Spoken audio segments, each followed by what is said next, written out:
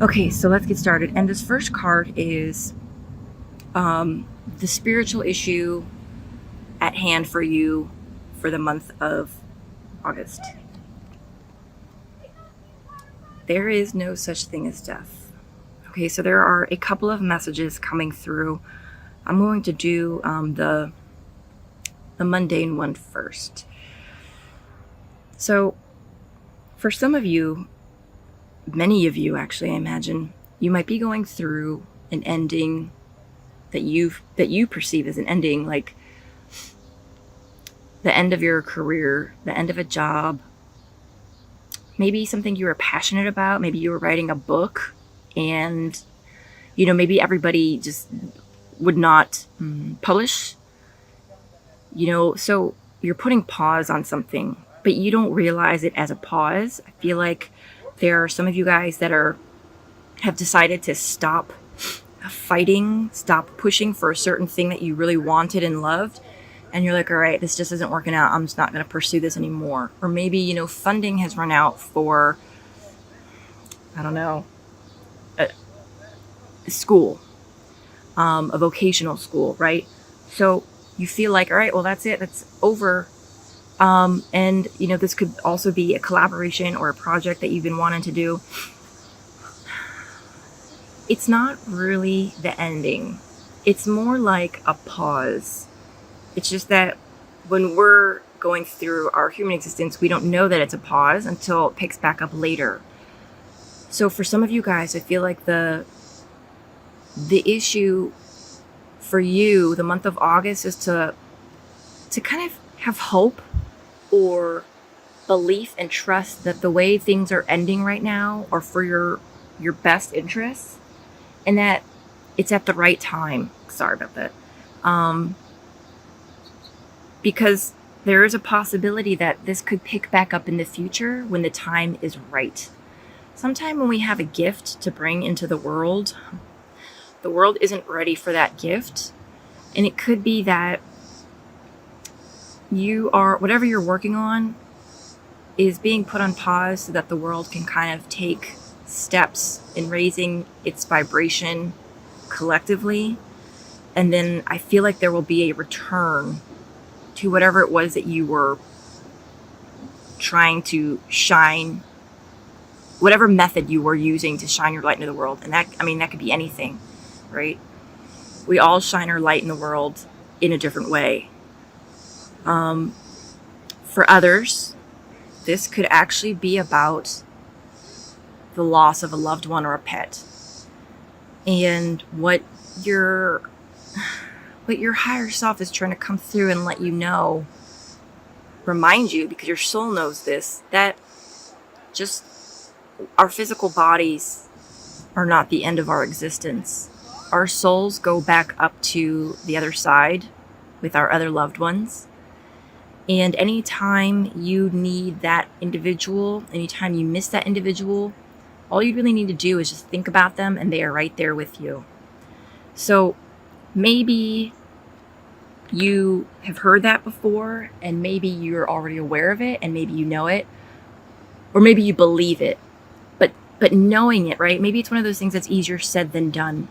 And it's been very hard for you because you're still going through a grieving process, or you don't feel the presence of that individual when you're thinking of them or calling for them, and you're starting to doubt that, yes, Uncle so-and-so is by my side when I miss him, that grandmother so-and-so, who I had such a deep connection with, is really here when I need her.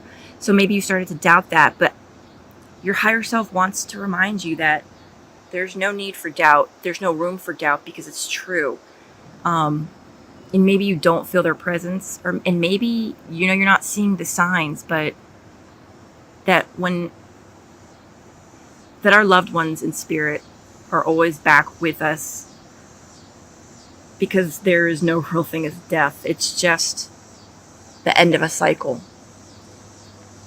And the best way for you to heal that particular issue, that area for you in the month of August, I am sorry, please forgive me. So this speaks to forgiveness.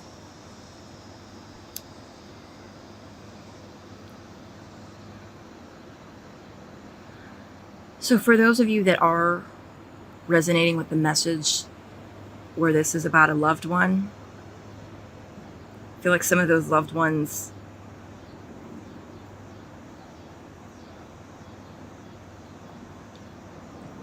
this isn't about you necessarily forgiving them. Again, this is not a typical reading. This is actually coming through from like yourself. This is about you forgiving yourself. This is about you forgiving yourself that nothing you could have done or said would have changed the circumstances. For you to know that you couldn't have said, I love you, any more than you did. You couldn't have encouraged that person to change their ways any more than you did. Or at all. That you are not guilty of anything. The circumstances surrounding that individual or pets, any loved one or any loved individual, the circumstances surrounding their departure from this earth had nothing to do with you. And for you to forgive yourself and release yourself from those bonds that you are like torturing yourself with, because it's keeping your heart very heavy, when in fact the truth is it was between that individual and God,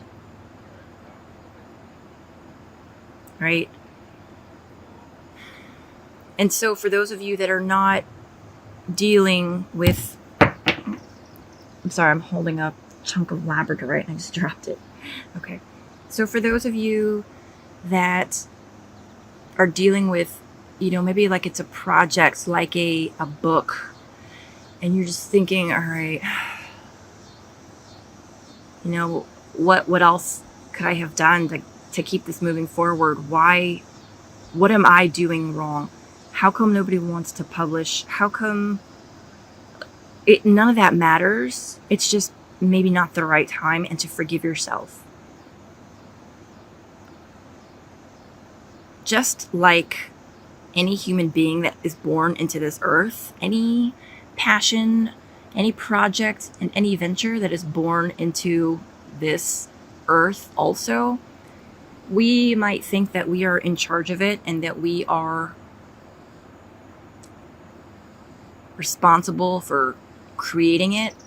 Ultimately, the master creator, the grand creator, is ultimately still responsible for bringing it into the world. So don't beat yourself up over the lack of, anything, the lack of seeing a tangible outcome to something that you had been trying to bring into this world. And the gift or the outcome that is coming to you, as a soul, I can be in several places at once. Now, this is true on so many levels. So, first person perspective. Your soul is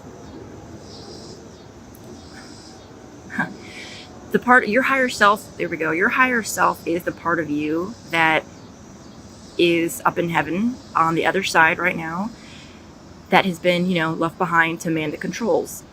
Who better to get you through this world than you?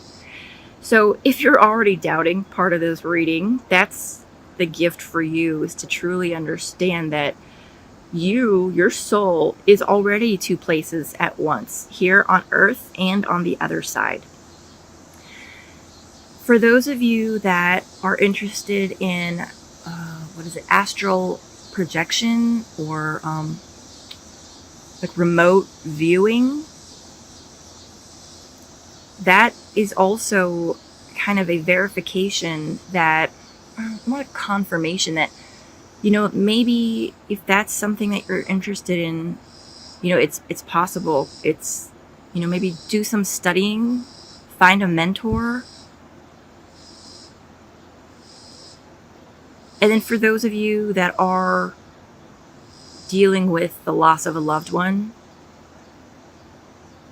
again, I feel like there's just a lot of doubt surrounding that, like that, that loved one is actually with you, and how can they be here with me and comforting my brother on the West Coast at the same time? Clearly, we're not both getting a message from the same person. But yes, time is not as we know it, here on Earth. It's entirely possible for someone on the other side of the world to get a message from a loved one at the exact same time that you're getting it here at home in Europe or US or Australia or whatever. Spirits don't work with the same time constraints as we do. Time zones don't interfere with them. So spirits can be on the other side and here and in Australia at the same time. The opportunity for you or challenge, I feel like this is very much about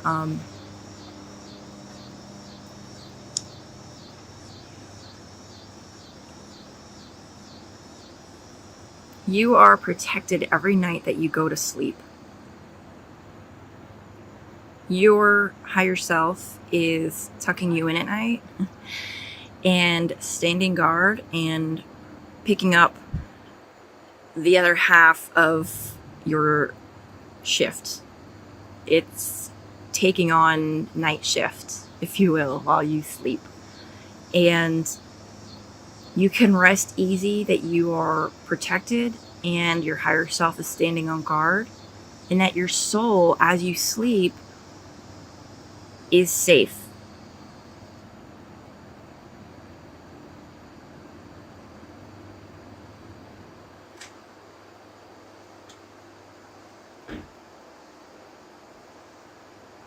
This is also just for you to kind of get your head wrapped around that when you're sleeping is when spirits, angels, the divine, our loved ones take the opportunity to be with us, because we're not shuffling around in the world in the hustle and bustle. We are at peace. And that is when it's easiest for them to get messages through to us. And that we can, because we're not running around picking up, kids from soccer practice or standing in line at Starbucks to get a macchiato or running through an airport, we're not so busy that it's actually easier for us to feel their love when we are sleeping. To literally feel their love, which is why it's saying that you're being a good night kiss. You're given a good night kiss. Okay, and then this last card here is the special guidance for you. Let it out. Tears cleanse the soul. A woman I met with several months ago told me about a study, and I have no idea where it is, but I believe it, but that scientists finally did a study on like happy tears and sad tears and grief tears. And they looked at like the molecules, the DNA, I don't know. But that every single tear had a different makeup. They were not all the same. And that depending on the type of tear it had a different cell structure. You get my point. So, we're so used to being tough in this world, but we don't realize that being tough is actually us putting up our shell and not being tough. Being tough is being vulnerable and allowing ourselves to feel our emotions, because When we grow up from a young age or any age and we're just used to getting beaten up emotionally, especially cancers, you build that shell around yourself and you say, I'm not going to let myself feel those emotions anymore because it's painful. And it's not, I'm not judging what any individual has been through, because I myself am extremely guilty of that. But what I have learned for myself is that that is the easy way out, by saying, I'm not going to feel anything anymore. I'm not going to cry. I'm not going to let myself feel those emotions because it's too painful. And it takes more courage to allow yourself to feel those emotions and to allow those tears to come out. Not only is it good for you emotionally, because it's detoxifying and purifying, it's good for you physically because it's like release. It's getting it out of your system, getting that out of your body. It's like if you were to try to hold in, instead of going to the bathroom every day, you try to hold it in for days and months, right?